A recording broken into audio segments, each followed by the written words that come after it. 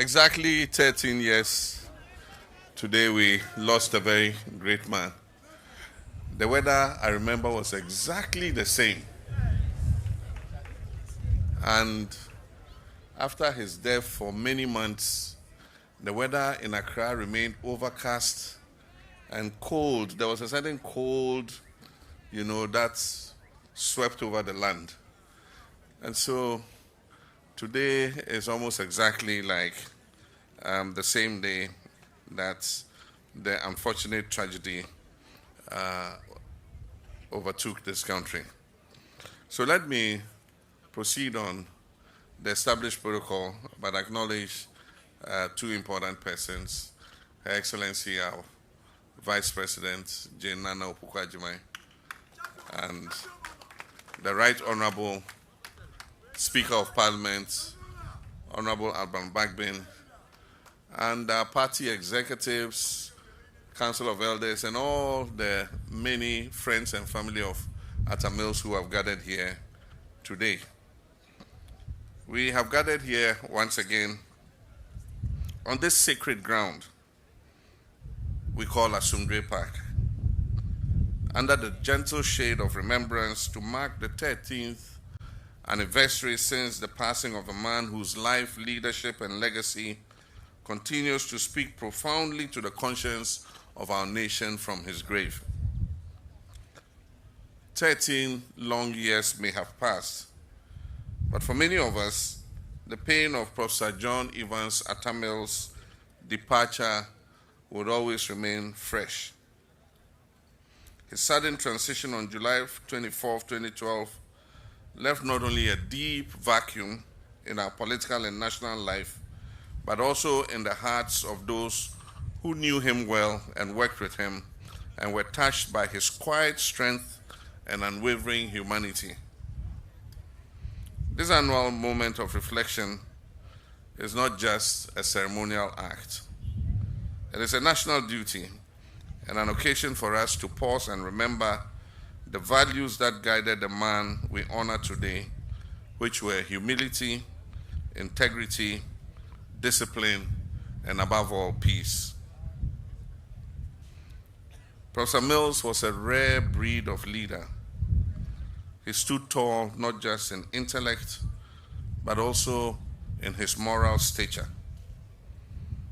In the often turbulent world of Ghanaian politics, he was always calm in the storm, a voice of reason, a voice of restraint, and a voice of hope.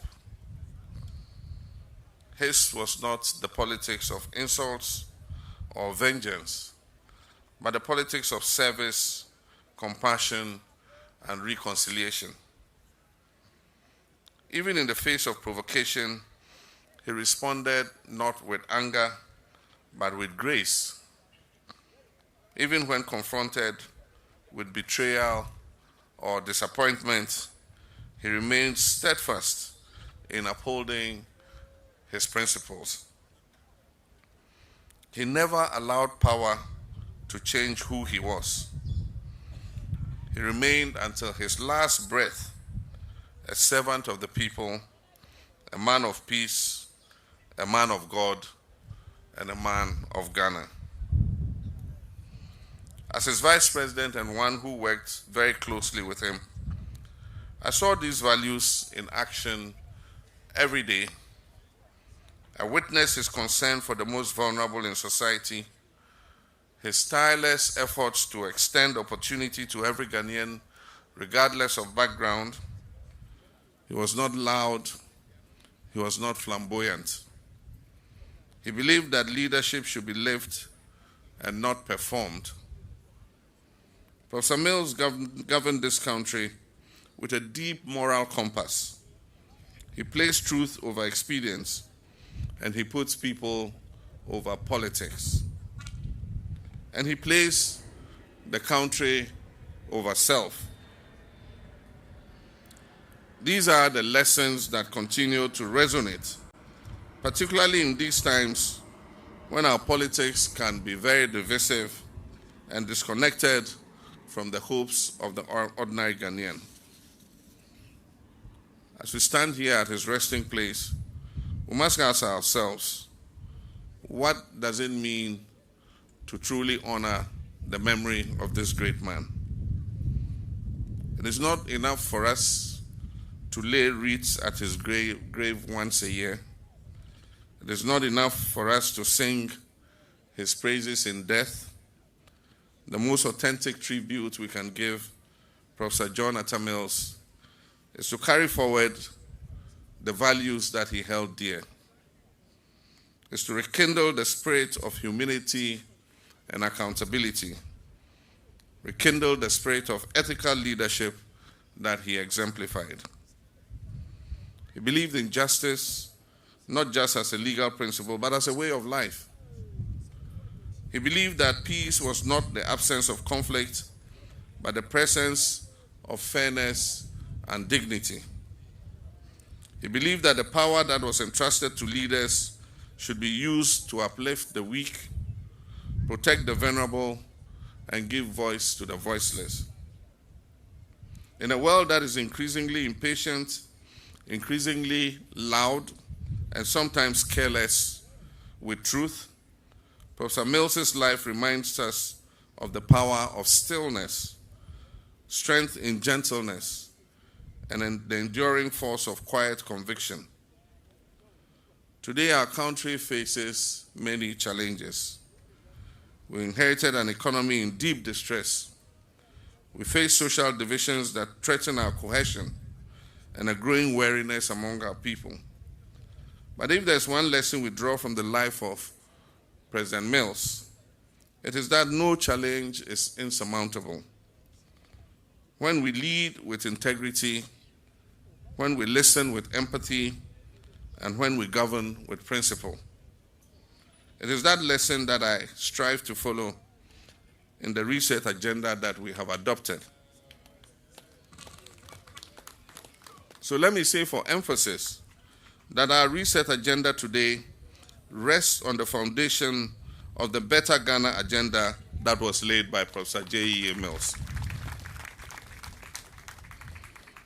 Asumdwe Park is not just a final resting place, it is a national symbol, a living reminder of what our politics can be and must become. It calls to us to lower our voices and elevate our purpose. It calls on us to be kinder and more accountable, and to remember that in the end, leadership is about legacy, and it's not to be found in statues or slogans, but in the lives of the people that we touch and the examples that we leave behind. To the family of President Mills, we continue to share in your grief and we honor your strength. Your loss was not only yours, it was Ghana's loss. And we will continue to walk with you as we keep his memory alive. To the people of Ghana, let us recommit ourselves to the Ghana that Professor Mills believed in. A Ghana that is united in diversity, strong in values, and anchored in peace.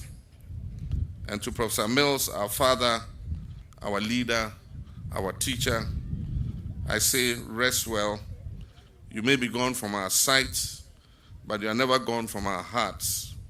Your work lives on in us, and your legacy will continue to light our path. May the soul of Professor J.E.A. Mills rest in perfect peace. Amen.